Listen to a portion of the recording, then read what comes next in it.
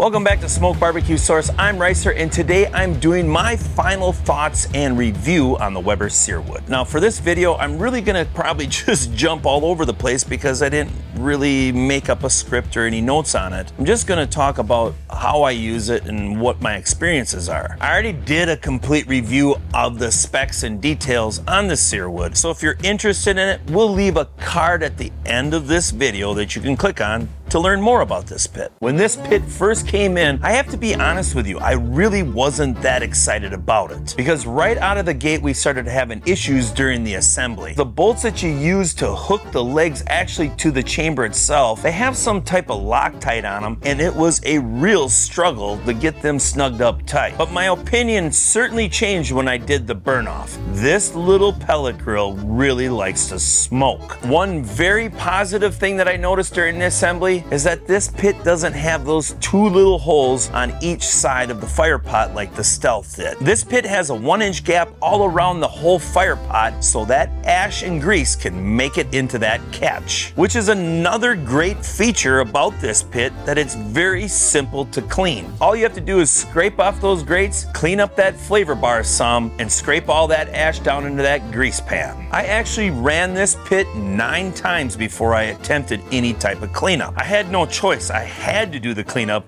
because that catch was plumb full. That was one big issue about the smoke fire, is that if you didn't clean it up every couple cooks, you were rolling the dice to see if you're going to end up having a grease fire. Another thing that I noticed about this pit, it gets extremely hot when you're grilling. 100% I stand behind this pit when you're grilling. And I can get some serious hatch marks off this grill. And we all know for a pellet grill, that's a pretty big deal. Now when it comes to smoking on it, doing some ribs, you just have to rotate it a little bit. So it all kind of finishes at an even temperature at about the same time. That is one con about this pit, that there is about a 30 to 50 degree difference from right to left. You have a 20-pound hopper. It's not the biggest, but it's certainly, if you fill it up before you go to bed, you can run anything overnight. On the Searwood 600, you have 648 square inches of cooking space, giving us 420 on the bottom rack and 228 on the top rack. This pit will easily feed a standard size family, and you could even actually have Grandma and Grandpa come over. You'll have enough room to feed them. The thing that sets the Searwood apart from a lot of other pellet grills is this big, huge flavor bar. Weber and their gas grills always has flavor bars, and on their pellet grill design, they also have them. The thing that I like about this over the smoke fire is this is one great big one, and it sits right above the fire pot. If you get into grilling,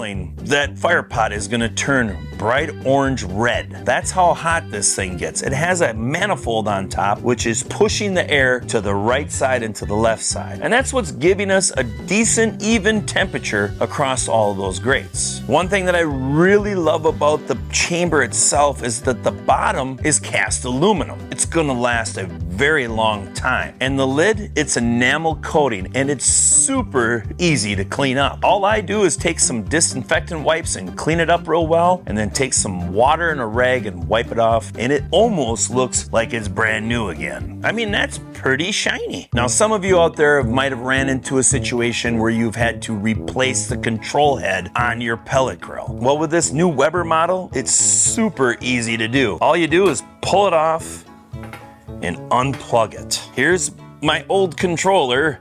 They send you a new one. All you do is plug it in and snap it back on. No more trying to find the wire harness, unplug each one, pull it up through, and then when you get your new one back, get all the wires down in there and plug it in. There's just unplug it. Done. Thank you. This hopper, it also has a pellet dump, which makes it really easy, especially if you live in a very high moisture area. You can dump out your pellets and keep them in a nice, dry, secured place. You have 3 tool hooks. They work okay. They're not really spread out the biggest. I wish there was some on this side of the hopper instead. You also have 2 probe ports. They only send you 1 probe. It's a pretty fancy probe, but they only send you 1. One thing, the Wi-Fi on the controller, it's really good good too. Very happy with how it worked. I don't use the Wi-Fi a lot, but it's nice if I'm in the house, I can just check the phone and see where the temps are. Now let's talk a little bit about the accessories that I've absolutely fallen in love with for the Searwood. Number one, it's the rotisserie. Now it does come in multiple pieces, but that's so they can sell it for other models too. The first time I used it, I did up some simple rotisserie chicken. But out at an event that I cook at every year, I did up a prime rib and I did 2 yard birds on the rotisserie. I will say you probably need a couple extra hooks if you're gonna do 2 birds on it. I just really couldn't get them tight enough, so they did kind of wobble around on it. But this rotisserie was still able to hold it and get them cooked all the way through. Just a little bit of wobbling. Now if you take a look at that prime rib, that's done perfectly, and I did it in a hurry because, hey, we were getting hungry. My second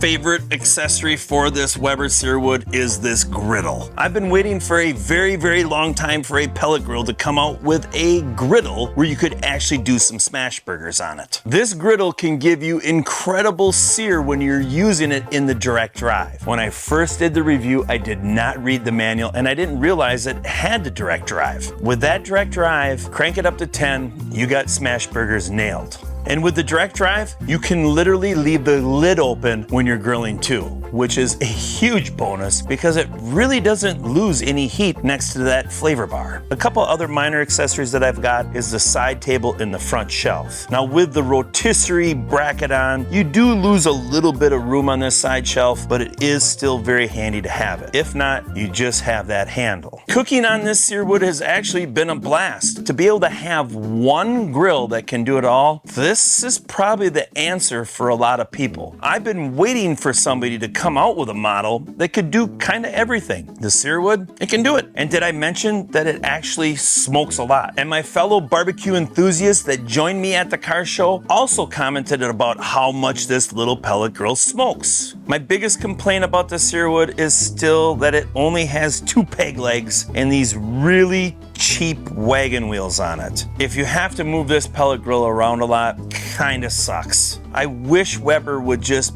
build some really nice casters for their pits. My other small little complaint is, but it's kind of like the rest of the pellet grills out in the market, that 30 to 50 degrees from right to left. Yes, there's some that hold their temps a lot better, but this isn't a real deal breaker for me. Almost every single one of the grills that I review goes to my storage unit after I'm done. We keep them just in case I'm gonna do another video on them in the future. But this Searwood is actually gonna stay right here in my studio. When I have to do a quick little dinner for the boys, or even like a Thursday steak, I've got this grill here. I don't have to say any more. This is my 2024 pellet grill of the year. And I'm pretty surprised that I'm even saying that, because when they came out that they had a new model and it was cheaper, I was thinking, okay. A couple of the most memorable cooks that I had using this so far is number one, the prime rib. Turned out fantastic. And number two, just doing up some quick, hot, and fast ribeyes on it. You know, like the Thursday ribeyes. 10-minute steak, medium rare. If you're in the market for a pellet grill and you're coming from especially like a gas grill and you want it pretty convenient, 100% is your option. Amazing. Good job, Weber. Now, if you're looking for a more in-depth review on the Weber Searwood, check the description below. But we also have a small little playlist and we plan to add more to it in the future. I 100% have to do a rotisserie prime rib video on this Searwood. Christmas isn't that far away.